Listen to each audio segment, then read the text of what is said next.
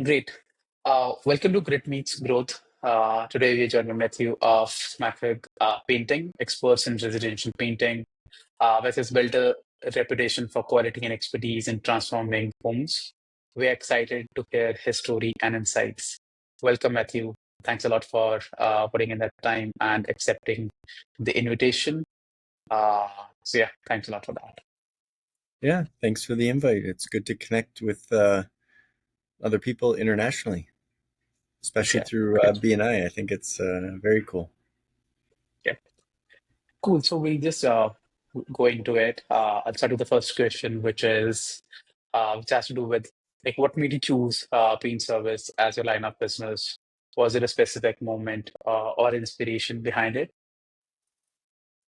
Yeah, so it was a grade 12 summer job back in 98. That was the first time I started working for somebody as a painter. And I was a student just looking to make some money during the summer so I could buy some new soccer cleats or whatever it was at the time that I wanted to buy on my own. But I have a Opa who came from Germany who actually did painting and wall covering for 40 years, but he retired in the early to mid 90s, where I just started painting in the late 90s. So my father didn't do it. So it skipped a generation, but I was able to pick up some cool things from my Opa or my grandfather. Oh, that's great. So basically, like, obviously, you had that maybe in your plat or you already knew about it from this or someone who went into it. So you mentioned you started in 98, so it's been like what, 26 odd years for you doing this. That's a long time, right? Yeah. Yeah. I haven't been doing it full time since 98. I did go to college and then I did a couple other positions in between. So between, I think it was basically 98 and '08, I did get a general business diploma from Conestoga and worked at a resort doing operations manager. Came back, did customer relations for another company that was importing from Europe. So got a little bit of a diverse background in I guess different business avenues. But yeah, it was it was good to get back to it in '98, and that's when kind of the economy worldwide went a little bit right. Yeah, in So the 2008 crisis. Yeah. I remember at the time it was the gentleman who I was working for importing from Europe. He had a big Home Depot contract, and that I think was the reason why he was like, Matt, I think we need to, you know, cut back on business because we lost that contract. So that's when I went back to painting, and I've still been in touch with that gentleman. He's since sold his business, but he's got a great uh, connection of different business owners in the area. So mhm. That's great. But still, even after 2008, it's been like what, 16 odd years? So that's Yep, been a long time, right? Like even doing that afterwards. So yeah, obviously yep, it's great. Cool. Okay, right. Like obviously you talked about you doing it for a very long time. So obviously there would have been a handful of challenges that would have come your way.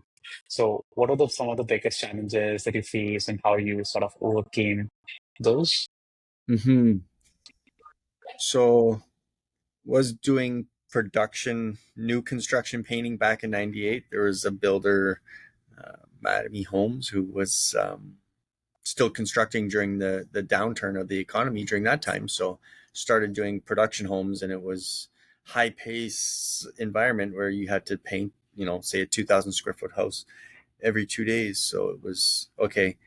You needed to make sure your process was very efficient and quick and still had quality. So it was get in and get out and get on to the next. But from there, it kind of snowballed into okay, we have a whole subdivision. Can you paint this? So I remember at the time it was calling up some of my friends that painted with me back in high school. Hey, what are you guys doing for work? And a lot of economies had slowed down, so there was a lot of like even engineer friends that were reaching out, like, hey man, I need work. I've got kids. I need to feed them. So had a wealth of knowledge on the site, right? Not necessarily painting technical skills, but just people that could, unite as a team. And even my father-in-law at the time, I remember he was painting, my uncle, right? So there was like a pretty big team that we were, pushing a whole basically neighborhood that was being developed in Cambridge, just a little bit outside of where I reside. So it was challenging because there was a subcontractor involved, and then just the high pace and the low margin. It was not the best experience, but at the same time, it was, still a teachable moment to learn how to turn over units that quickly. And, you're grinding 12 whatever hour days plus, and it's very strenuous on the body. So it was challenging, but yet, looking back on it, it kind of shapes you to who you are, right? So that was a humbling, I guess, start to working for yourself, but then figured out, okay, who are the ideal clients to work for? That always gives me some good perception or perspective when I look back on that. Okay, who do I want to work for, and why? That makes a lot of sense, right? Like um, obviously those are the moments that you can't really predict. Like 2008, right, was like maybe uh, a very big sort of a moment. Obviously, it was in the US, but then the impacts were there worldwide. It had sort of ripple effects everywhere.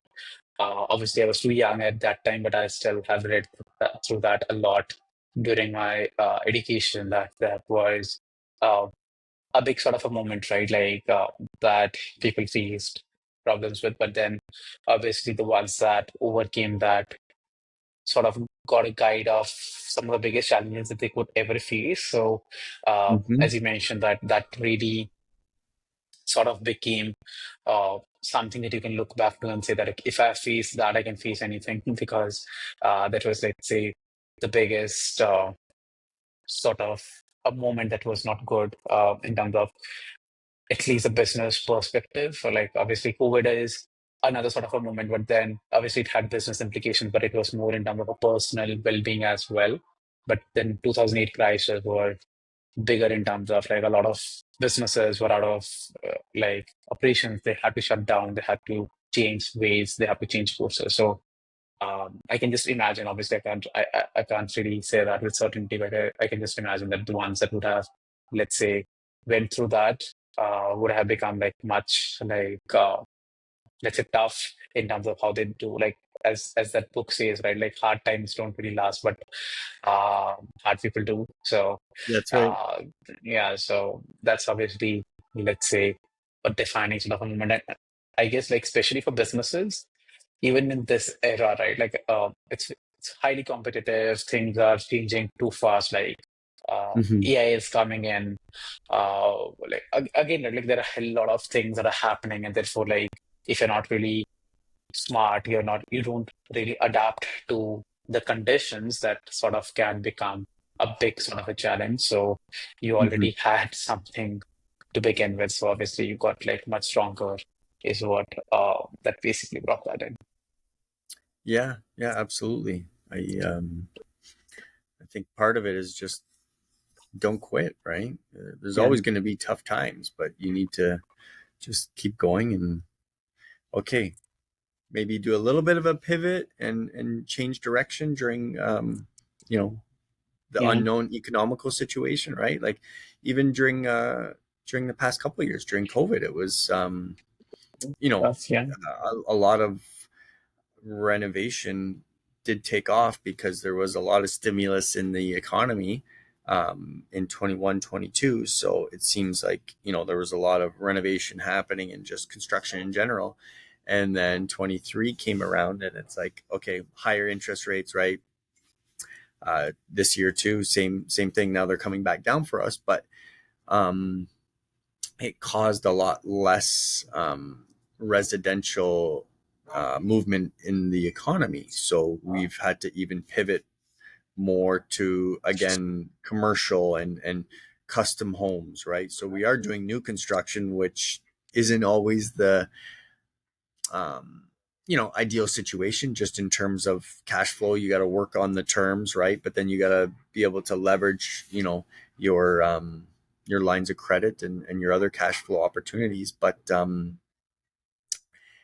it's been a year of, okay, let's build the relationships with people who we know and trust, and then really give them the support that they need, and keep looking for more people like that. So it's been a tricky couple years of, again, doing a little bit of shifting, but I always say there's no shortage of work for those who are willing to work hard, and as long as we keep our team pushing and producing good results, we'll find work. So true. Cool. Okay, so we definitely talked about the challenges. I'll move on to the next one, which is as someone that is looking to start their own business, a very important element for that person is to understand, let's say, what are the different sources or channels that are going to bring in clients or, let's say, revenue. So if you have to divide your business in terms of the different channels that have been working for you in terms of bringing in clients, what would those be? So that anyone that is looking to start knows that, okay, these are the areas that they need to work on to grow their business. Yeah, I would definitely say referral and repeat clients are number one. We do a lot of ads on social, Meta. I think just being consistent with whatever we're doing has been a key component to it. So whether it's Instagram or Facebook, um, now I even noticed getting a lot of Google reviews and Google My Business, updating pictures to that, and using that to leverage off of just having, I think we're at 175 star or just under that. But Yeah. telling people like we're here for the long term, and we're here to give good service, right? Yeah, there's always going to be a client that's not happy, and um, that's just, I think, the way it is. But working, it's equally as important for us to hire the right people on our team as well as for us to work for the right people. So kind of filtering out the right clients to work for, right? Because sometimes there's, obviously, when you look in the past, hindsight's 2020, and you can kind of see, oh, there's a couple red flags with that client, maybe we shouldn't have worked for them, right? But we always learn something from it, and then, okay, how do we make sure growing forward we're not repeating that same mistake? But there's people who get through the cracks per se, and they still need to get serviced as well. It's just sometimes one of the paint guys at the paint store said that to me. It was like, sometimes the best client is the client you don't work for. And that always stuck with me. I'm like, oh, what do you mean about that? Oh, a potential headache. Oh, okay. I've had a few of those. I get it. Yeah. No, that's so true, right? Like I guess anyone who is into the service business can totally relate it with that. Like we again, right? Obviously, we are not into painting, but we are also basically working with clients and helping them run ads on various platforms. Yeah. And that's a very common sort of thing. And like obviously, I don't have, let's say, more than 10 years of experience, but it's been 6 years for me doing this. But since you mentioned about those flags, right? Like now, there are times when you're talking to a prospect and there are some initial things that can be a trigger that, okay, this at times seems like too good to be true. This seems Mm-hmm. too sweet to begin with. There might be a lot of, let's say, things that we don't really know about them because maybe they're trying to showcase that everything is great, but maybe that's not. So yeah, like identifying those sort of let's say flags or sectors is really crucial because at times like one bad client can cause a lot of problems, not just in terms of, let's say, maybe the payouts or all of that, but also we have a team, right? Like everyone in service has a team. So if one client is causing problems, there can be ripple effects of those onto the other clients because let's say if they are just becoming a big headache, um, they're causing problems with the people that are working on for them. And if those same people are working on other clients, they will be stressed. They won't be able to work in the best possible way. And you're not just you're not just going to have one bad experience, but that can sort of lead to other clients being unhappy or things getting messed up, which you don't really want. So as a Yeah. business owner, I guess that's a really crucial thing that we like someone who's onboarding a client really needs to understand the people that are getting themselves into or the people that they're aligning themselves with and sort of just make sure that they're the right fit and don't just go after money. Like, don't just say that, okay, they're paying us really good money and we will do everything because at times the type of work that you'll have to do will be like much, much more. And the type of trouble that you'll get won't really be worth it. So yeah, Hmm. I totally agree to Hmm. that. Yeah. And I think with that is just understanding their expectations clearly, right? And it comes down to sometimes repeating exactly what they said just to ensure you're saying it correctly, understanding it correctly. Um, yeah, we've done some pretty detailed work, and it's like I get it, their expectations are high, but then we're kind of looking at the invoice or the estimate like, whoa, we underestimated how many hours this would take. So then it takes that trust and that communication, like, hey, this was added on and this was a part of it, but all these percentages of add-ons has now grown our number.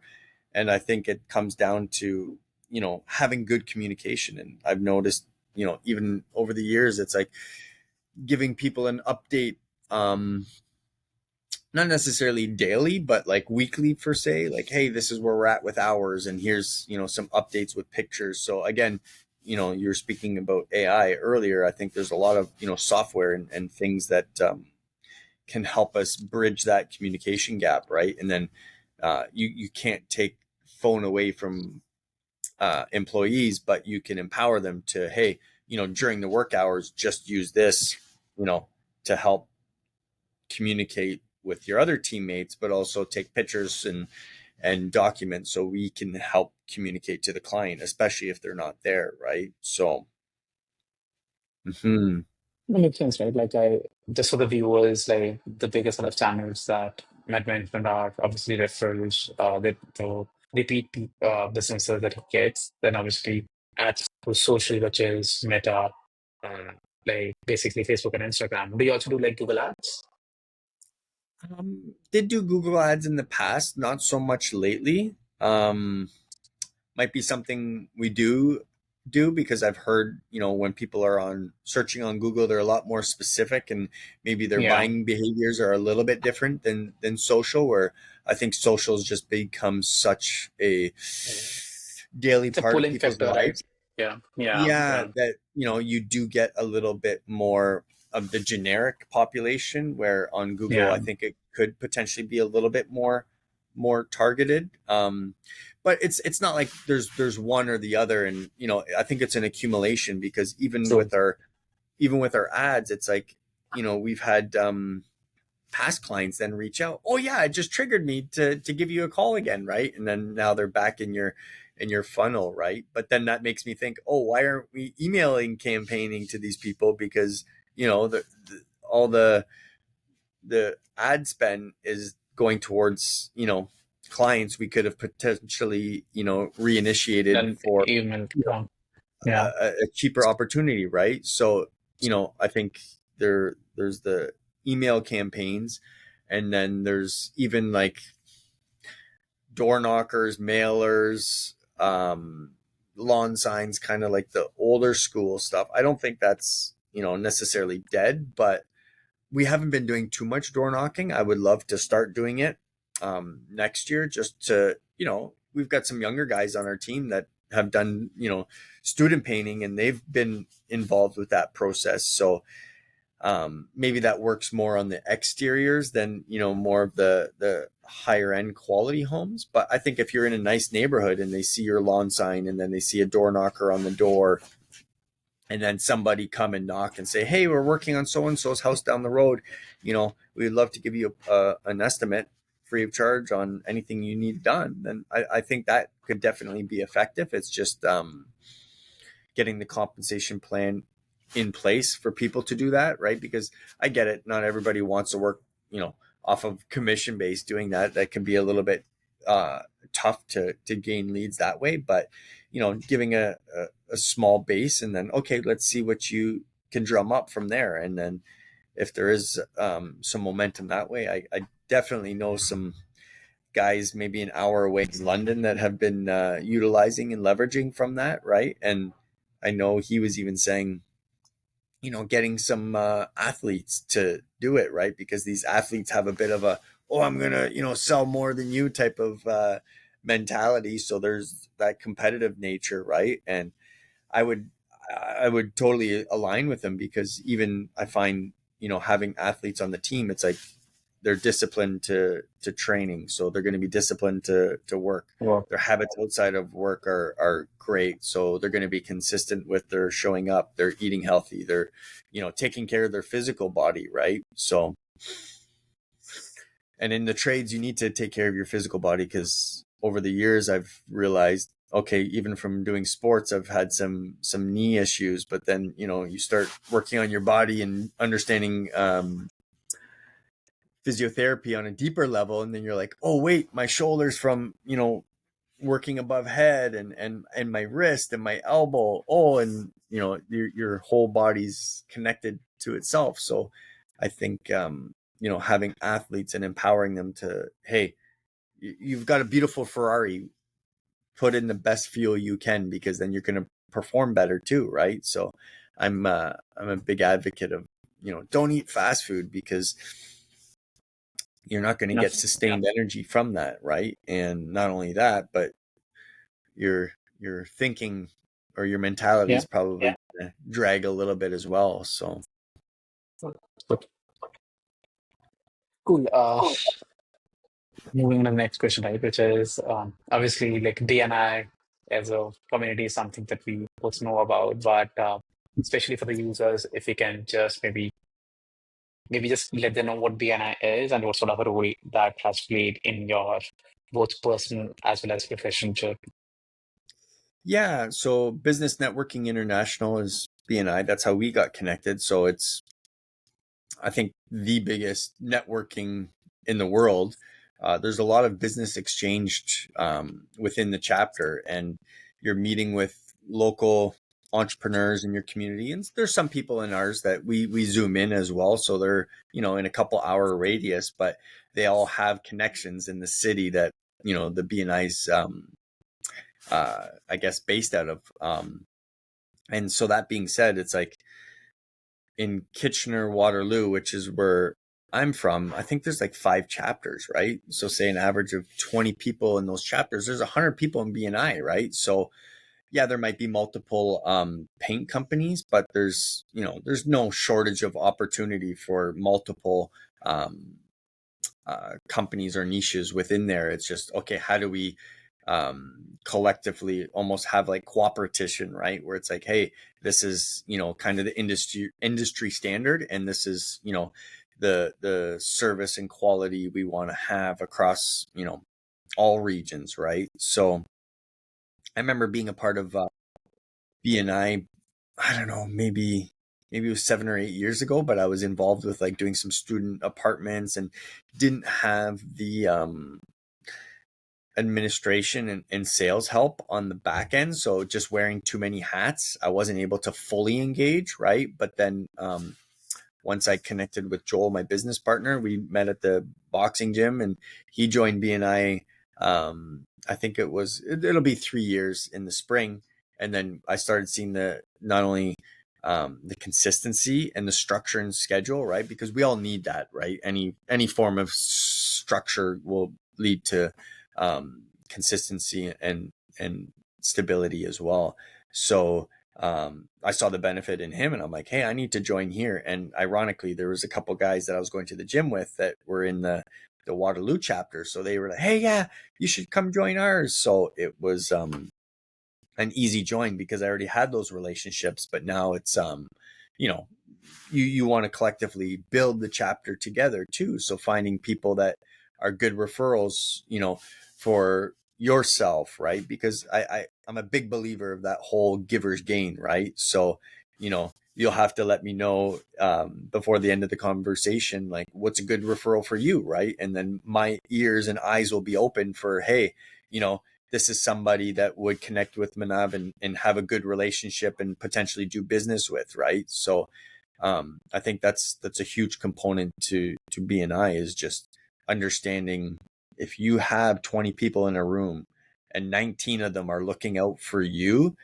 to give you referrals, then treat all those people with, Yeah, the best huge respect. respect. And Yeah, yeah, because what goes around comes around, right? That's a universal law. So yeah, it's just one of those things where even Kevin Williams, he was the president of the chapter. He's taught me so much about just being powerful with your words, and he's a very smart guy that's just done well in business, but has been very intentional with the way he communicates, as well as lets people around him, right? He's very specific with his time and energy. So I think that's something that I was able to pick up from him, and now it's like we've got this cool relationship of like just back and forth, being intentional with your words. And even in BNI, you go in breakout rooms and you hear someone saying, "Oh, I'm sick. I always get this every year," and we're both like, "What? No, you need to speak health into existence. You don't get sick every year. You're healthy all year long, right?" So some small things like that have been, a big big part of, impact. yeah. Yeah, And it's a community thing, right? It's not like just us two think about it. No, we want everybody to think like that, right? Who are around, because again, you're um I guess cultivating that kind of community of champions, right? yeah. Like I totally agree. Right. Like obviously, it's been 6 months for me in BNI. I joined in the month of June. But again, right, like when I joined, it was like like initially it felt like a completely new sort of a room for me. Obviously, I was new as well, but then the way it's structured or the way it's been made is uh, not a typical sort of a meeting. Like it starts 7 in the morning, which is not something that you expect out from a meeting that is for business.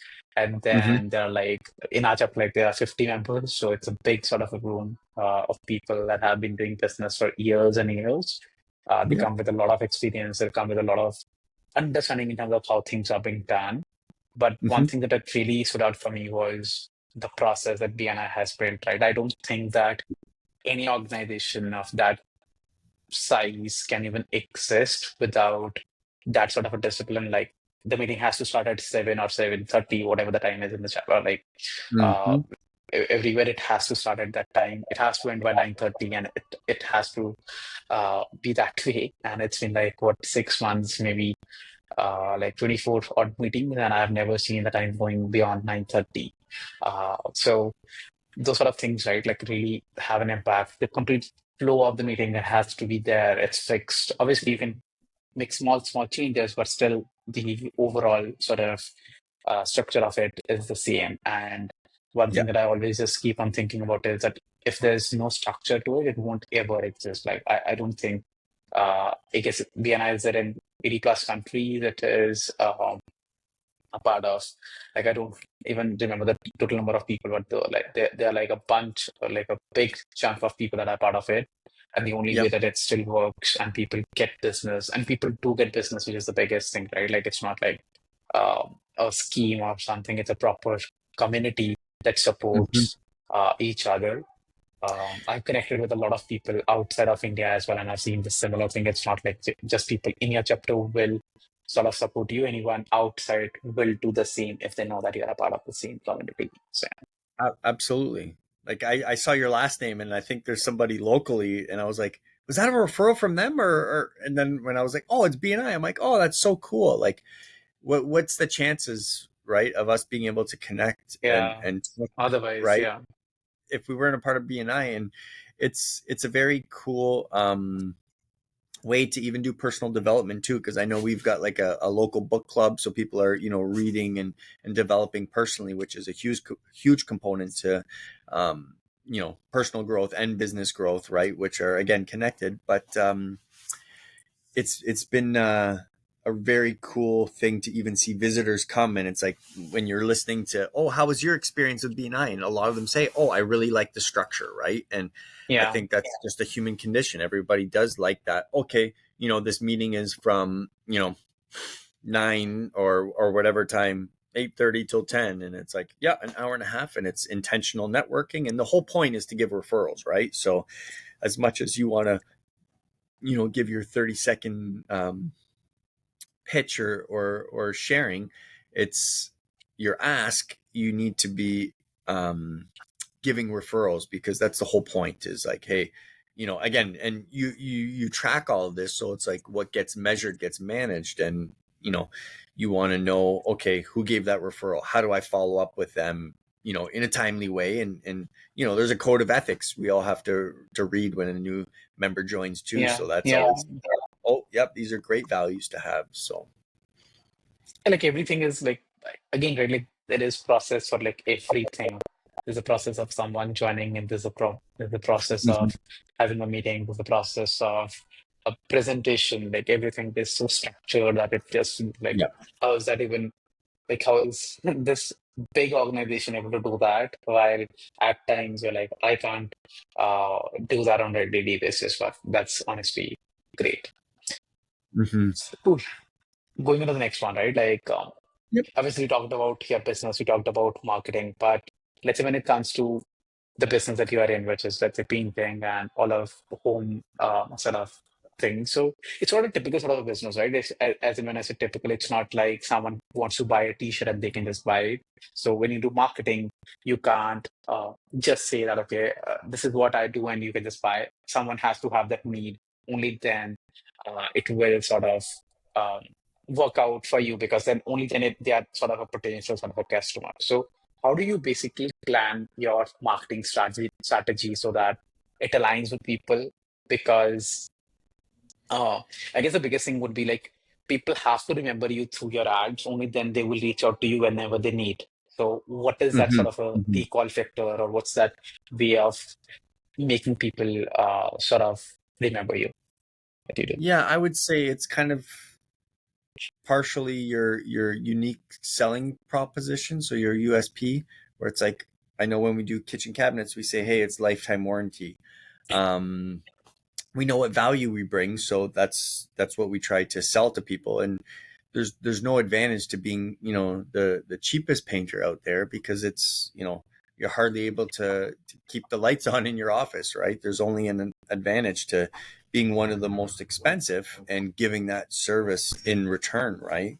So I think just setting yourself apart from the rest by saying, hey, we like using quality products, right? So there's a term called qualitarian, which I resonate with, because it's like, I like eating quality foods. I like, having quality products around me.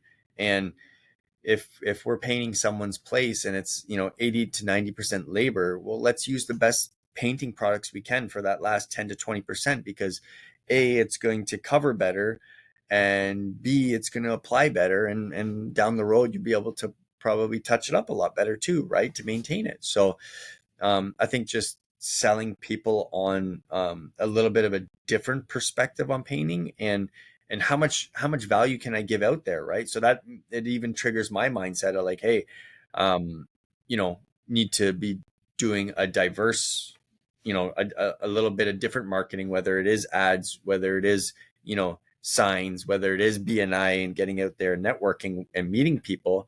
But then how do I get them kind of a part of your CRM, where you're constantly contacting them, and finding those key relationships too within the contacts to really nurture those. And I think that just takes, it doesn't not only take time, but it takes intention, and figuring out, okay, who is your um, ideal client to work with. And sometimes I remember doing this drill with one of my past business coaches, is like, write down your 10 past clients, and write, it's your 3 Ps, the people you're working for, the process you're doing, and the profit, right? So when you kind of get that and do that every so often, you'll kind of figure out, okay, here's a good pocket of ideal clients that I want to continue work for. How do I find more of those? Okay, that's my target when I am marketing, right? So with us, it seems to be more sometimes cabinet refinishing, but then even more of the custom homes or the commercial properties, right? So yeah. Cool. Right? So we are almost at the last, like we have the last two questions. The first one being like, what's that one advice that you would like to give to anyone that's starting their own business, especially in a local service or into the type of business that you are in? So what's that one advice you would like to give to? Yeah, I would say personal development. You have to be a people person. We're in the people business, right? So you have to understand different personalities, how to sell to people, how to connect with people, and then if you're ready to grow a business, okay, get an administration help, right? That would be the first hire I would do if I were to start over again, right? And when I first started out painting, I didn't think that. I thought, okay, get, laborers and, yeah, you can get help, but, to buy back my time so I can stay in the field, I would say, hire an administration first. So cool. So now we have the last part of the section, which is where what we do is we basically are going to ask you one question that the last guest shared. So basically, the round is that we ask one question from the current guest for the next one. Yep. So before I ask you the question that you would want to ask the next guest, the question that I have for you is, how can the listeners and the people who are going to start a new business to plan for growth? How would they plan for growth? Yes, Okay. Do you that's the want me question. to ask a question first or answer that? Anything works. Like if you want to answer that, you can, and then you can ask that question. But vice versa would work. Okay. That's fine. Okay. I would say the next question to ask somebody is, what have you done to personally develop yourself over the past year? And what are you going to Okay. do in the year following? Um, but planning for growth, I would say, is making decisions when you're on top of the mountain, right? Because we're entrepreneurs, we're up and down, up and down. So when you're on the bottom of the mountain, you can't see very far. So don't make any plans and strategy when you're in that situation. Wait until you're back up on top of the mountain and you see a little bit more clearly and you have a better vision of where you want to go. Then start to kind of plan and grow. And I know I'm still working on myself personally, but just creating that time to make notes and reflect on them, and then okay, you know, you need to have that personal time where I've been through a time in life where it's like, oh yeah, I always want to be connecting with people, but there's a time to reflect on your own self. And I've got a big family at home, right? So sometimes when you spend time with the little ones, you just realize how precious time is, and kind of reflect on, man, I'm in a cool position in life, and just have some gratitude. That's what makes sense. Yeah, that makes a lot of sense, right? And that, like, especially the thing that you mentioned, which is spending time with the family. Like, I guess, obviously, COVID was not an ideal sort of a way of spending time with the family, but that was one point that sort of made everyone realize the importance of, let's say, being with the loved ones or being with the family. So Mm-hmm. that was similar sort of a, like, not just a similar sort of way, but still, I don't think before that we would have ever sort of been with our family for that long, unless like we were kids. Like I was doing a job, I came back, I was there with my family for over a year, sort of a period, which was, I don't remember when was the last time that I was with my family for an year. So yeah, Mm-hmm. like that really gave everyone some sort of a time to think about uh, things and even like be with the family, but at the same time, sort of introspect and understand yourself and see what you uh, want to do next. So, yeah. Yeah, 100%. Mm. But yeah, Matt, thanks a lot for doing Hey, this. Thanks a lot for yes, no problem. sharing your wisdom and your insights. I will just stop